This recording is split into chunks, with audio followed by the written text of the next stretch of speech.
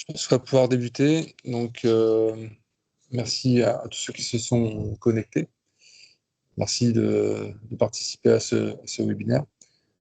Comme je vous l'ai expliqué, vous avez la possibilité du coup de nous écrire dans le chat pour que nous puissions répondre à vos interrogations.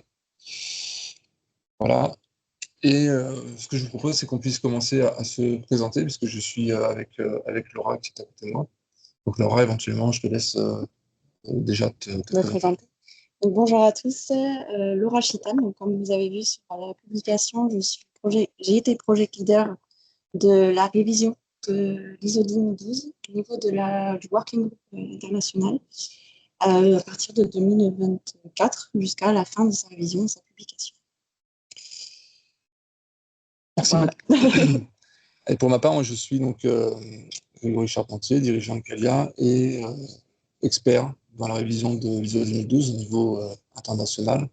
Et également, j'étais le représentant de la 2012 pour l'ISO 9001, de manière à tenter, on en parlera certainement pendant ce webinaire, quelques modifications dans la structure ISO 9001, notamment dans son paragraphe unique qui aborde justement la mesure sous l'angle des équipements, au paragraphe 7.1.5. Voilà. Donc, je ne vois pas de questions pour le moment, donc peut-être que vous allez réagir au cours de notre échange. Donc peut-être qu'on peut refaire un historique. Laura, peut-être que tu peux nous parler de la révision et des difficultés ou des challenges qu'il a fallu relever par rapport à cette révision. Alors déjà, au niveau de la révision, donc déjà juste pour situer dans le contexte, j'ai repris le Project Lead en 2024. Donc c'était Peggy Courtois qui était en place avant moi. Par la suite, donc j'ai intégré le Working Group qui donc est un groupe international, autant avec des Américains, des Anglais, on a eu aussi des Allemands, Australiens donc, et des Français, donc Grégory notamment. Bon, il y a bien sûr des challenges au niveau de l'organisation du groupe, parce que l'idée derrière une norme, pour sa mise à jour, c'est de trouver donc, des compromis, que ce soit entre les règles ISO qui existent, qui sont prérequis au niveau d'un système de management, que ce soit un système de management de la mesure, de la qualité ou autre, et ce que chaque pays a comme vision autour de la méthodologie. Donc, il y a cette partie-là. Nous, lors de la révision, donc, Grégory était notamment poussé beaucoup au niveau de la norme pour qu'on le fasse vraiment sous structure harmonisée. Pour ceux qui ne connaissent pas, la structure harmonisée, c'est une structure d'une norme que l'on retrouve au niveau des systèmes de management. Donc, vous pouvez trouver exactement la même structure que la nouvelle version de l'ISO 2012 dans l'ISO 9001, voire on la retrouve dans le N9100, la 14001, etc. Toutes les normes de système de management. Et donc ça, c'est un challenge au départ, parce que ça ne parlait pas à tout le monde. Là où c'était intéressant d'avoir des personnes qui avaient un profil métrologie, mais aussi qualité, parce qu'avec la 9001, on sait très bien la structure HS. Donc ça c'était un ajout, un challenge. Un challenge que tu as pu apporter au niveau de la révision. Il y a eu aussi au niveau de l'Allemagne, mais c'est très bien HS. Ouais. Donc aujourd'hui, la norme, grâce au fait qu'on a réussi à trouver un compromis là-dessus, la norme pourra être impliquée dans n'importe quel organisme qui est déjà peut-être certifié ISO 9001 ou autre, très facilement. On a vraiment deux normes qui s'alignent, parce que la 2012, je ne sais pas si tout le monde l'a lu, mais en tout cas, part de la conception du produit jusqu'à la libération du produit. Ça, après, c'est beaucoup plus technique. Oui, justement. Peut-être que on peut en parler maintenant. En tout cas, sur la structure, ça peut paraître anodin, mais ça n'est pas tant que ça. Parce que avant la révision de l'ISO 2012, on a travaillé sur un gros projet de refonte de la métrologie dans un grand groupe. Et le principal écueil qu'on a pu, nous, en tout cas, j'avais retrouvé, qui se retrouve la plupart du temps quand n'importe quel métrologue souhaite je dirais, exercer sa fonction, c'est le cloisonnement. Ce cloisonnement, en fait, il est assez classique, c'est-à-dire que régulièrement, on a des personnes qui, quand on parle de métrologie, on parle d'équipement, on parle de l'envoi de ces équipements en étalonnage, en vérification, actuellement sa maintenance, et ça s'arrête là. Voilà. On a déjà largement parlé, mais donc on a des gestionnaires plutôt de parcs, plus que des experts du domaine de la mesure. Mais ces experts du domaine de la mesure, on va les retrouver plutôt dans les services méthodes, qui eux vont travailler sur la plupart du temps des MSA, RR, rentabilité, reproductibilité, en tout cas c'est ce qu'on observait nous. Et donc chaque service en fait fait de la mesure. Et c'est un peu ce qu'on retrouve dans la norme. Alors, si vous avez pu la parcourir, mais à la page 8, vous avez un schéma. C'est le schéma que j'ai proposé au comité et qui permettait de clarifier quelles étaient les interactions entre la métrologie, qui est en fait la science de la mesure, et les organisations et les systèmes de management déjà existants. Parce que la plupart du temps, les organisations répondent à minima à l'ISO 9001 quand on a des spécificités, par exemple le nucléaire avec l'ISO 19443 et l'aéronautique, le N9100, d'autres systèmes, on a toujours une base ISO 9000. Donc, la plupart du temps, comme je vous le disais, les organisations répondent à cette norme, donc vont avoir de la conception, vont avoir du développement, vont avoir la gestion de fournisseurs, vont avoir également la partie production. Donc, on se rend compte que à chaque fois, la métrologie, elle est un peu partout. Elle est séquencée, elle est gérée de façon morcelée dans différents services, ce qui n'aide pas finalement à la maîtrise globale de la mesure dans l'industrie. J'insiste, quand je dis ça, c'est vraiment orienté industrie et pas laboratoire. Alors, même si, par ailleurs, les laboratoires pourraient tout à fait utiliser l'ISO 10012 pour s'organiser, eux maîtriser leurs mesures, mais ce n'est pas sa vocation première, puisque c'est la 17025 qui répond à ce besoin. Voilà, donc, ça a été le plus gros sujet pour nous. Et avant nous de rentrer dans l'ISO 2012, on avait déjà travaillé finalement sur un modèle PDCA, puisqu'en fait, le modèle HS est basé sur un modèle PDCA. On s'était inspiré de l'ISO 9001, on avait commencé à réécrire avec Calia et ce fameux client une autre façon d'aborder la métrologie pour supprimer ces séquences et supprimer ces cloisonnements entre services. Quand on est arrivé dans l'ISO 2012, la commission, là où ça a été compliqué, c'est que la plupart des experts étaient plutôt des experts tournés vers, je dirais, l'aspect technique, plutôt la maîtrise des incertitudes, les périodicités, et ainsi de suite. Pour vous donner un ordre d'idée, quand on a discuté du paragraphe 4.4, qui est un paragraphe structurant et qui amène les entreprises à gérer leurs processus dans l'industrie. Processus, en fait, c'est tous les processus qui permettent de réaliser le produit, d'avoir une conformité à ces produits. Par exemple, le processus de production, le processus d'externalisation, et ainsi de suite. En fait, les experts avaient compris processus par processus de mesure, alors qu'on n'était pas du tout en fait dans l'esprit de la norme. Voilà, donc le 4.4, il a fallu réexpliquer à ces experts qu'il ne s'agissait pas en fait de rentrer à ce moment-là dans la technique, mais plutôt dans quelque chose de structurant pour les organisations, de manière à pouvoir avoir une organisation qui va s'organiser autour des processus. Et nous, en fait, au niveau de la métrologie, on va venir s'incorporer ou on va s'introduire dans les différents processus de manière à aider.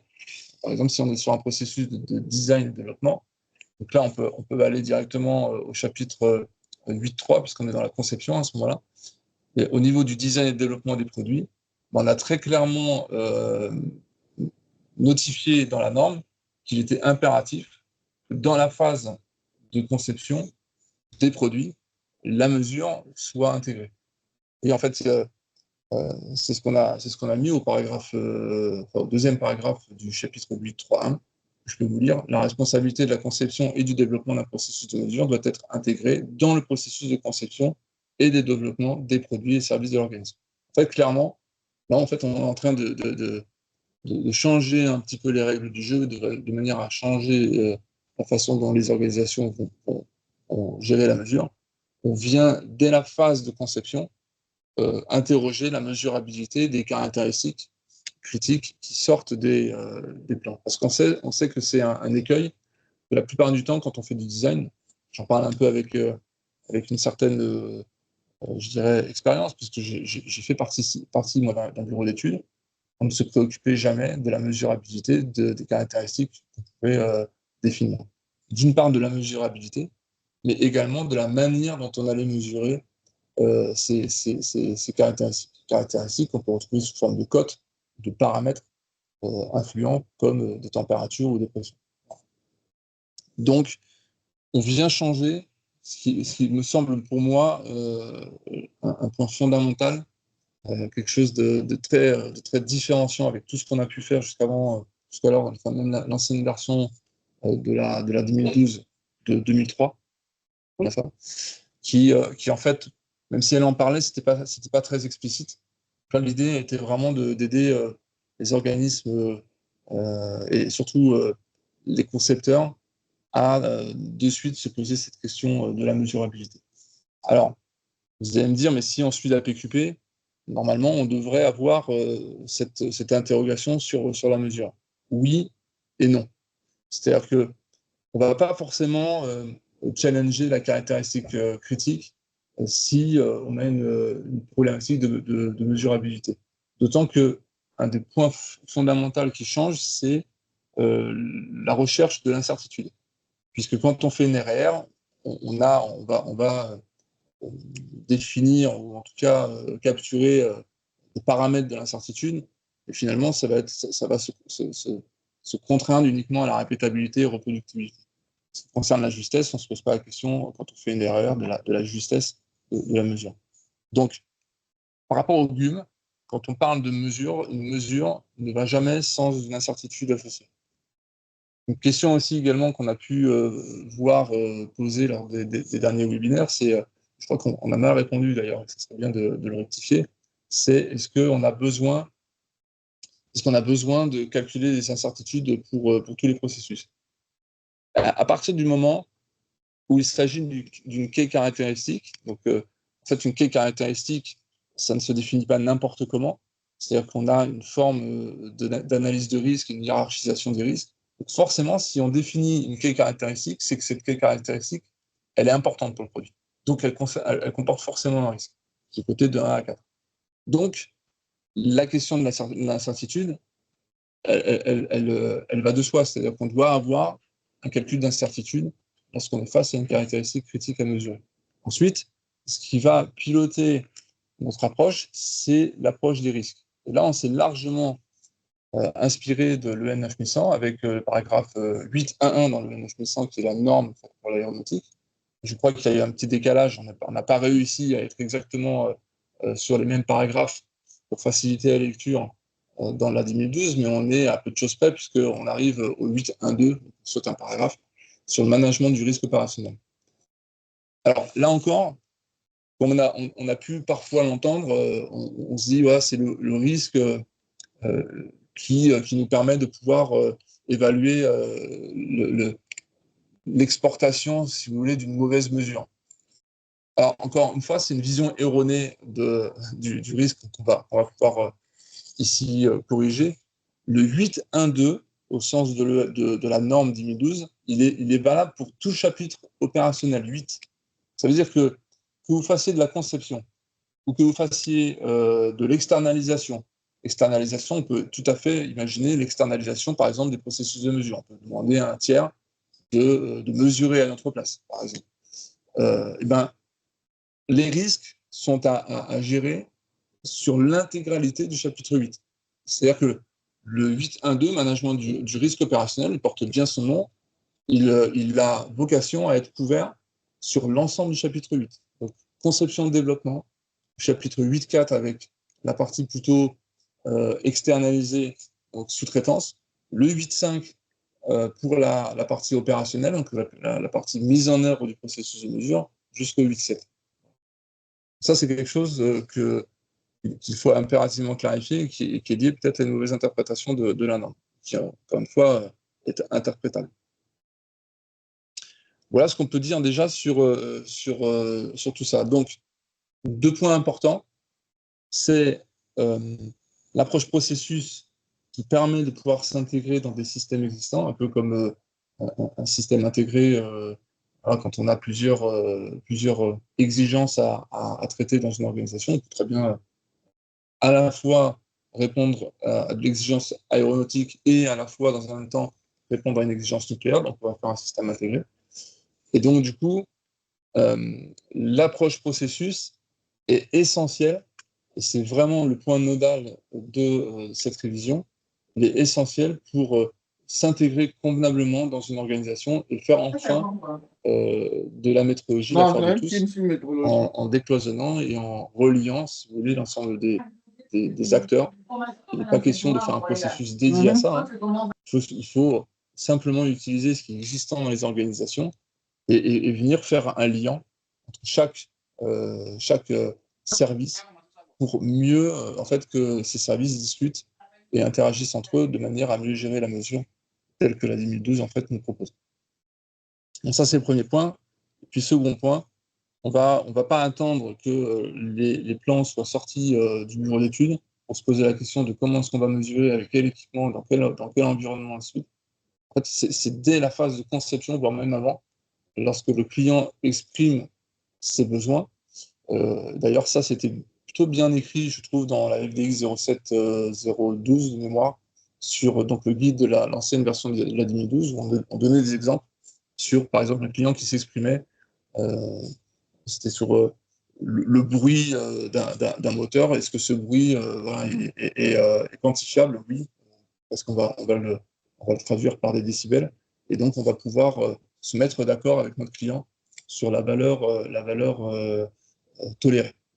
Donc, c'est important dès la phase en fait, de discussion, la phase que beaucoup d'entreprises appellent la phase affaires, de se poser la question de quand le client exprime un besoin, est-ce que ce besoin est mesurable? S'il est mesurable, alors la métrologie doit se saisir de cette question. Voilà. Voilà déjà ce qu'on peut dire sur l'ensemble des paragraphes. Je ne sais pas s'il y a des questions. J'en vois pas. N'hésitez pas à lever la main si vous avez une question ou la mettre directement dans le chat. Est-ce que tu voulais parler aussi de cette exigence que tu as? Alors, des objectifs. Oui, Laura, tu fais bien d'en parler. Donc, sur les objectifs, on a observé également, enfin, au niveau de Calia, régulièrement une compétition dans les objectifs. C'est-à-dire que beaucoup d'organisations qu'on accompagne vont prioriser, par exemple, le délai à la qualité. Dans l'ISO 9001, il n'y a absolument rien qui permet, je dirais, de pondérer ou de prioriser entre l'un ou l'autre de ces objectifs-là. Il faut se dire que la philosophie de l'ISO 9001 devrait nous amener à prioriser la qualité, oui, mais dans les faits, n'ayant rien vraiment d'explicite, on peut se retrouver face à une forme de compétition dans les objectifs. C'est-à-dire qu'en gros, la partie livraison, les délais vont primer sur la qualité. Donc pour un auditeur, c'est beaucoup plus difficile finalement de pouvoir challenger une organisation qui en fait aurait ce problème-là. Or, on l'a inclus dans le 6.1, pardon, au niveau de la planification des risques et des opportunités. On a rajouté une exigence spécifique qui est sous la linéa B. Donc je vous relis, l'organisme doit planifier la manière, et c'est le petite phrase avec le 4 devant. Donc la manière de s'assurer que les nouveaux objectifs ne risquent pas de compromettre le système de management de la mesure existant, ainsi que la validité et la fiabilité de ces résultats. Donc ça, c'est important.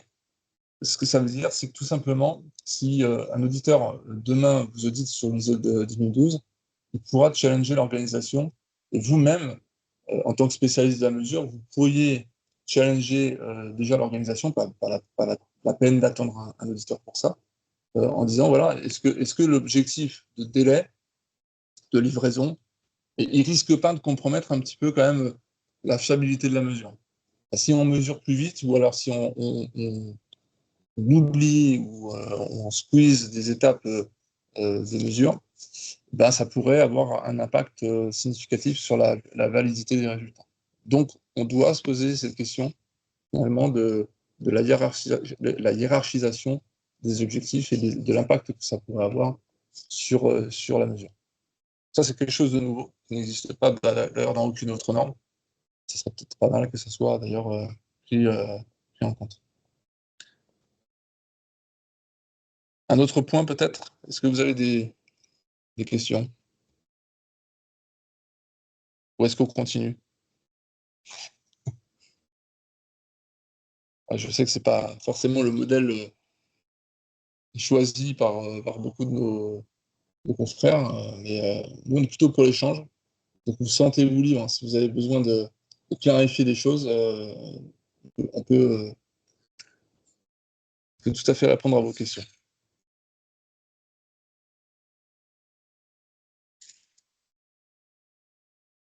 Alors, on a une main levée du côté de M. McGarvey, Mohamed.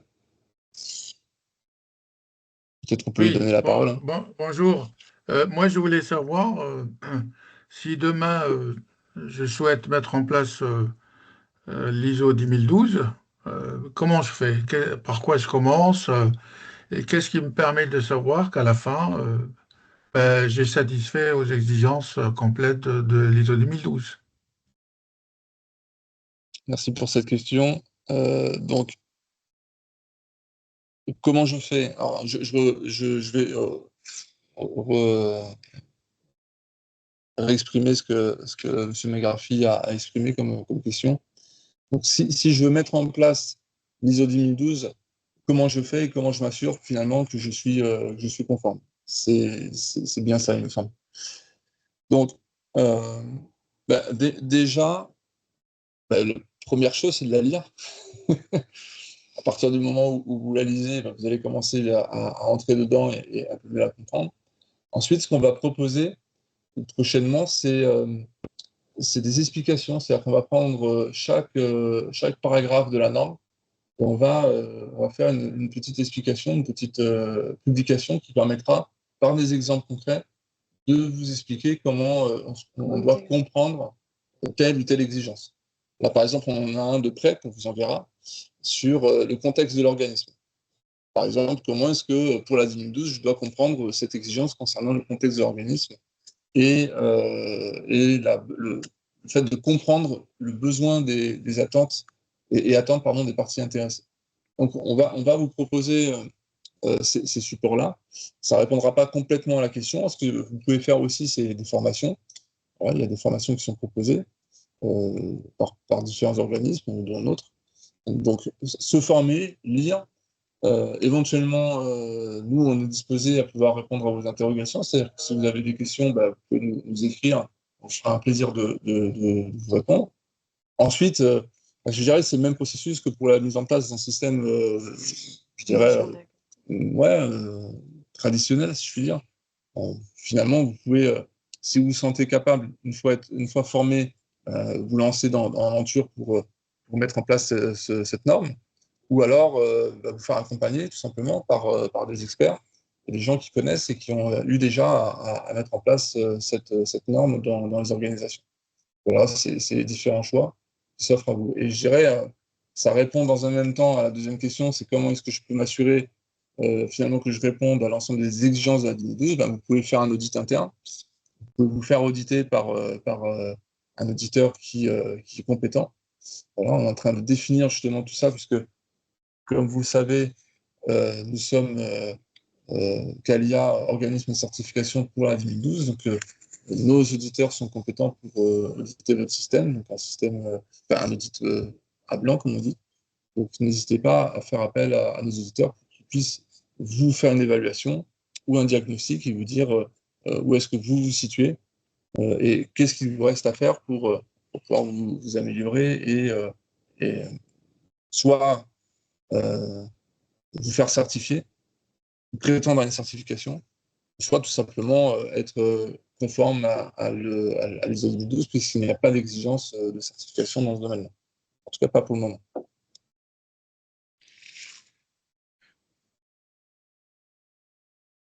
Alors, on a une question. J'aimerais en savoir plus sur la formation pour devenir auditeur ISO 2012. C'est une excellente question. Alors,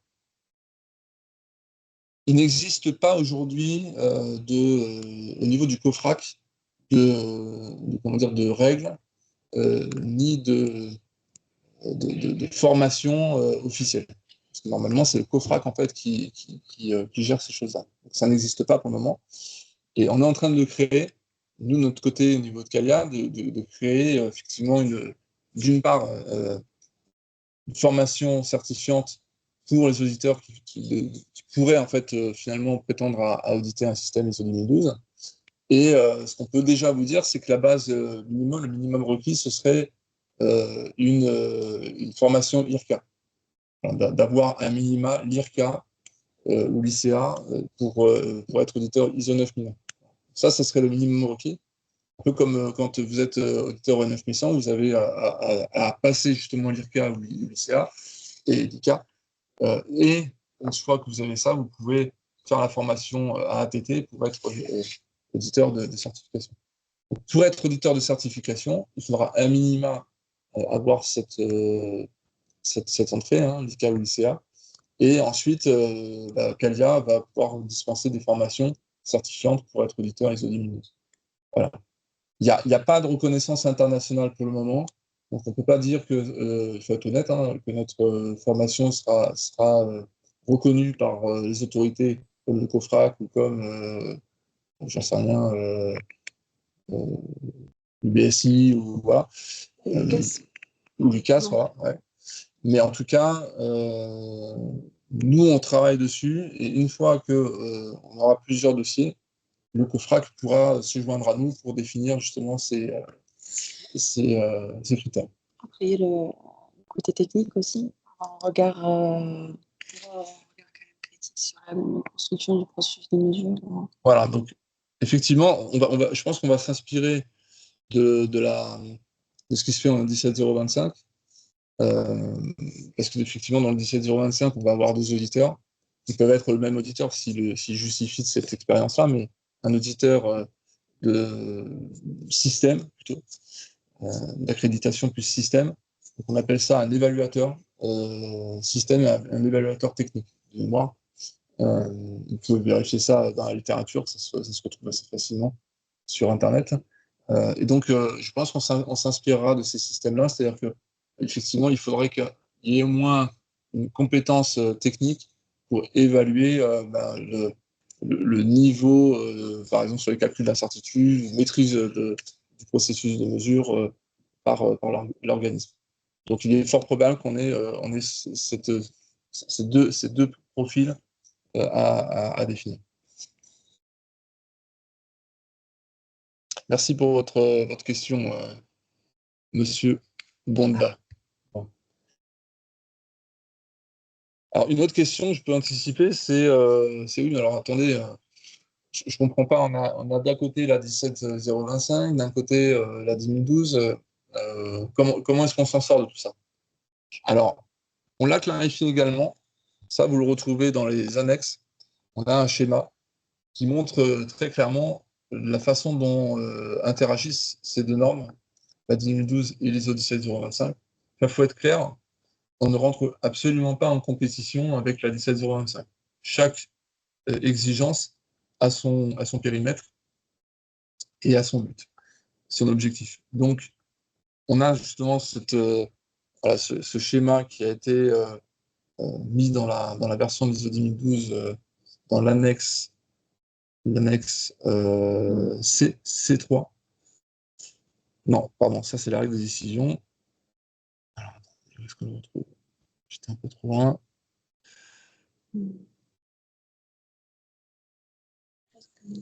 C'est le. Je vais le trouver.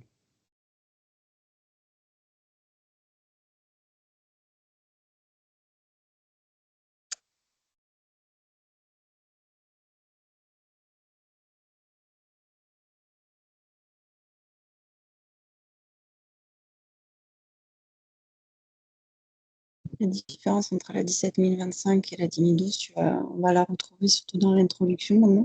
Ah, c'est l'introduction, pardon. Mais vous voyez, il faut que je la relise. Mais le schéma, On l'a peut-être pas gardé, le schéma.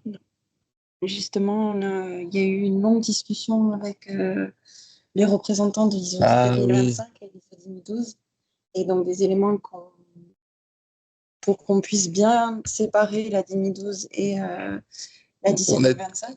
On a été, ouais, on a été. Il y avait un schéma avant. Ouais, c'est ça. On avait une annexe qui séparait, qui expliquait les différences. On pourra vous l'envoyer si vous souhaitez. Parce que le schéma, on l'a. Oui. On a travaillé longtemps dessus, il me semble. Ouais. Enfin, moi, c'est pas moi, c'est les experts, mais ils ont travaillé très longtemps dessus. Et les personnes qui gèrent au niveau de l'ISO 17025 ont refusé que l'on le mette dedans. Parce que la différence aussi, c'est que la 17025 est une norme d'accréditation. Toutes les 17 000. C'est ça, toutes les 17 000, de toute façon, sont des normes d'accréditation. Donc, il n'y a plus le schéma, effectivement. Il n'y a plus le schéma, mais au départ, il y a bien dans l'introduction une explication comme quoi on n'est pas du tout sur le même ouais, domaine. mais je trouve que le schéma était plus sympa. Donc, on peut vous l'envoyer pour ceux qui le souhaitent. Voilà, où en gros, on avait tout simplement un schéma qui, de façon très explicite, montrait quels étaient les périmètres des deux normes. Et donc, on voyait que la 2012, finalement, pour l'organisation industrielle, elle va encadrer les activités du laboratoire. Je m'explique. C'est pas qu'elle va supprimer ou remplacer les activités de la 17025, pas du tout. C'est simplement que elle va faire le lien avec le chapitre 8.4. Quand il s'agit en fait d'une externalisation vers un laboratoire tiers, alors le système de management de la mesure doit démontrer, en fait, comme tout autre système, sa maîtrise.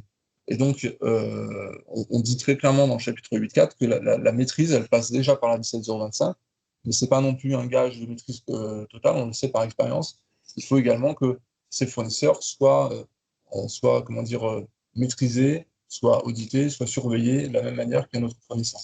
Donc, en fait, on ne fait que redire ce qui existe déjà dans l'ISO 9001 ou dans d'autres normes, parce que quand vous êtes un organisme, vous avez déjà une sous-traitance vers des laboratoires, de la même manière. Donc, l'accréditation, c'est un choix, c'est pas une obligation, mais c'est un choix. Ça peut très bien choisir en tant qu'organisme industriel de faire sous accréditation. On sait que c'est pas toujours possible, qu'on peut pas toujours avoir tout sous accréditation. Dans ce cas-là, mais il faut jouer en gros le rôle du COFRAC et s'assurer que les laboratoires sont compétents et qu'ils font le travail convenablement. Ça, nous, on engage les organismes à se faire aider d'auditeurs compétents qui, en fait, pourraient tout à fait faire ce travail d'auditeur, au même titre que parfois ils peuvent le faire pour Je vois qu'on a une autre question. Non, c'est pas vraiment une question, donc on y reviendra. Il reste 5 minutes. Donc, voilà, il reste 5 minutes. N'hésitez pas, réagissez, vous pouvez lever la main si vous avez d'autres questions et d'autres interrogations.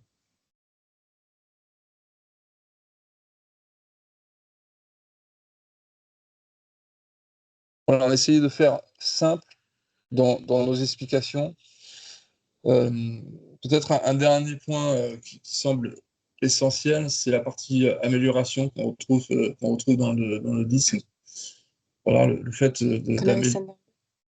qui a été scindé en deux.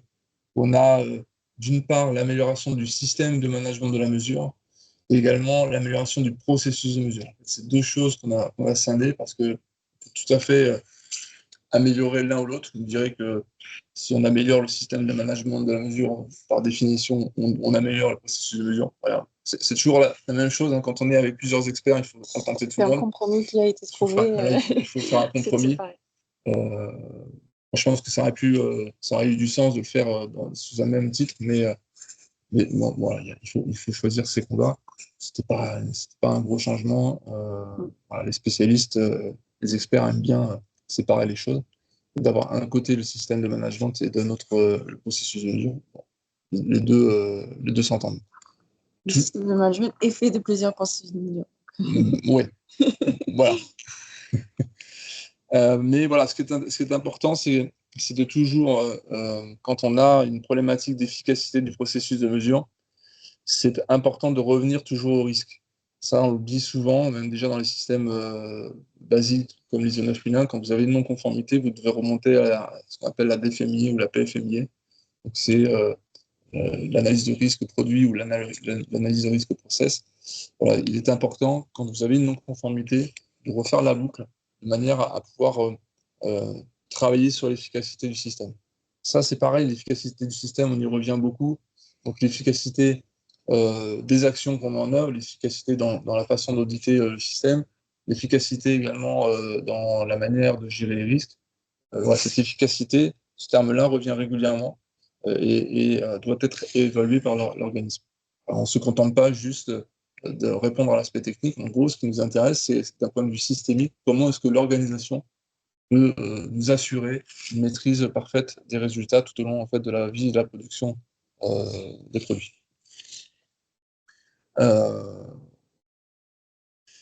Il y avait un autre point qui me semblait utile de rappeler.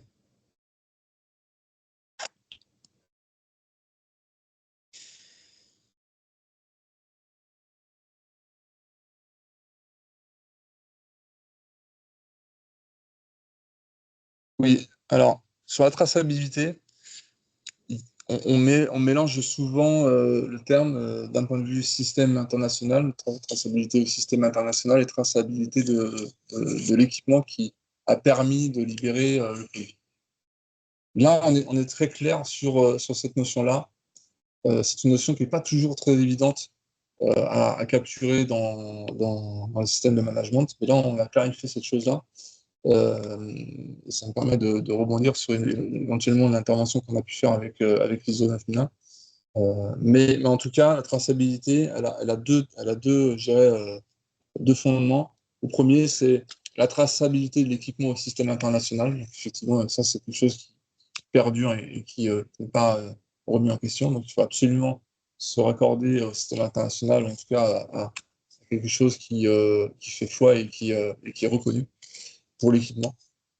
Et ensuite, la traçabilité de l'équipement, c'est important de pouvoir assurer la traçabilité de l'équipement, c'est-à-dire l'équipement qui a permis de libérer la caractéristique. Parce qu'on voit trop souvent dans les organisations des équipes qui vont se prêter l'équipement, soit le pied à coulisses, soit le multimètre, soit ce que vous voulez, tout équipement qui permet de libérer en fait, le produit, sans se préoccuper finalement de l'impact. Mais si on n'est pas en capacité de pouvoir remonter la non-conformité du produit à l'équipement qui nous a permis de libérer en fait, ce produit, en fait, finalement, on tombe à côté d'un point majeur, c'est-à-dire de la maîtrise finalement, de la mesure. Il était impératif de pouvoir être capable très rapidement de pouvoir remonter de l'équipement à la caractéristique du produit. Parce que si le produit a été libéré et que finalement il s'avère non conforme, il faut absolument se poser la question de qu'est-ce qui a dysfonctionné dans mon processus de mesure et pour quelles raisons je n'ai pas, voilà, je n'ai pas été conforme. Quel est le facteur qui a fait que ma caractéristique a été non conforme? Soit c'est lié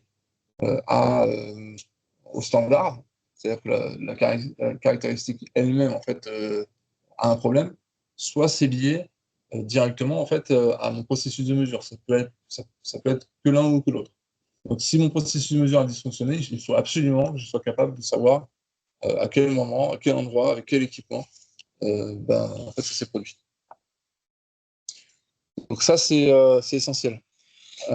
Et ensuite, pour revenir rapidement aux travaux on a tenté de modifier avec l'ISO 9001, parce que j'ai vu passer un webinaire il n'y a pas très longtemps où j'ai fait une conférence, qui m'a un peu fait sourire, pour tout vous dire, parce qu'en fait, ces mêmes personnes qui ont participé à cette conférence ont refusé tout simplement en fait, le changement du chapitre 7.1.5, qui est selon moi une erreur majeure, et qui d'ailleurs a été une des principales raisons du fait que les organisations aujourd'hui, quand on parle de métrologie, ben on est face à des gestions de parc, des gestionnaires de parc, plus qu'en fait à une maîtrise totale. Voilà, de ce chapitre 7.1.5, qui selon moi est une erreur majeure de compréhension de ce que c'est que la métrologie. Franchement, il vous suffit simplement de le reprendre. 7.1.5.1, 7.1.5.2, si vous êtes expert de la métrologie, regardez-le, nous on a fait toute une publication là-dessus que vous pouvez également vous envoyer, qui démontre clairement qu'en fait il y a plein d'aberrations là-dedans. Parce que même quand vous prenez les définitions de l'ISO 9000, quand on parle de mesure, on parle de processus. Voilà, donc on voulait simplement introduire cette notion de processus dans la maîtrise, alors que finalement aujourd'hui vous n'avez que la maîtrise de l'équipement. C'est une aberration totale. Et même ces experts-là qui étaient dans ces commissions ISO 9001 n'ont pas voulu changer quoi que ce soit, même pas une virgule, de ce paragraphe-là, pour changer finalement le fond qui nous semblait quand même important. Voilà, donc voilà, moi ça me fait un peu sourire quand je vois des conférences sur voilà, qu'est-ce que va apporter l'ISO 2012 avec l'ISO 9001. Bah, déjà changer les choses, changer déjà l'intégrité, enfin les exigences qui sont contenues dans le chapitre 7.1.5 ou même dans l'ISO 9001, de manière à ce qu'enfin les organisations puissent maîtriser, ou en tout cas puissent avoir cette compréhension qu'une mesure, ça s'obtient par la mise en œuvre d'un processus. Voilà, et puis c'est un peu aberrant quand on sait qu'on prône l'approche processus dans l'ISO 9001, mais on s'arrête quand ça nous arrange et on va pas jusqu'au bout. Voilà, moi je pense que c'est quelque chose qu'il faut absolument changer. Donc, on essaiera, lors de la prochaine révision, si elle a lieu, de modifier ce point qui me semble majeur.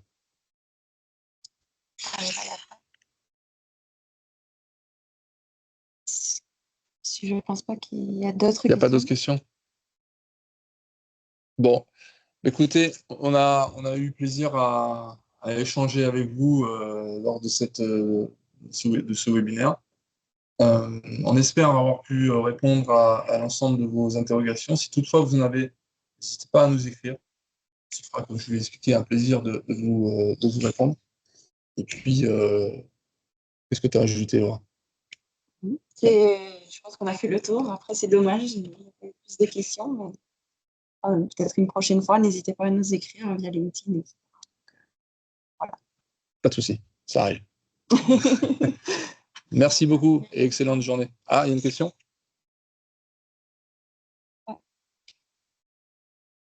Je ne vois pas de question.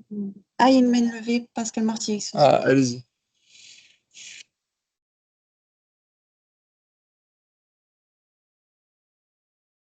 On vous écoute. Vous pouvez ouvrir votre micro si vous voulez.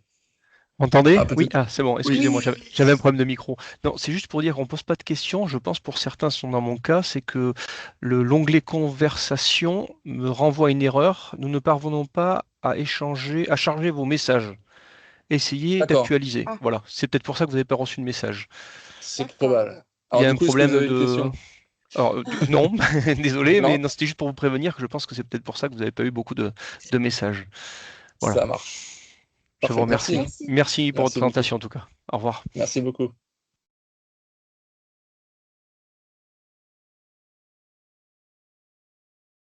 Je vois qu'il y a d'autres personnes qui se...